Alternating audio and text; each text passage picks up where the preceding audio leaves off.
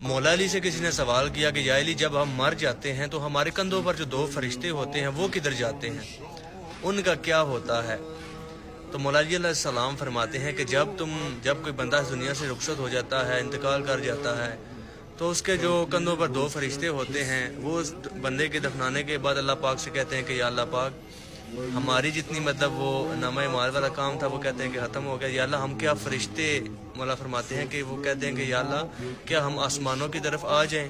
تو اللہ پاک فرماتا ہے کہ میرا آسمان فرشتوں سے بھرا ہوا ہے جو میری تسبیح کر رہے ہیں۔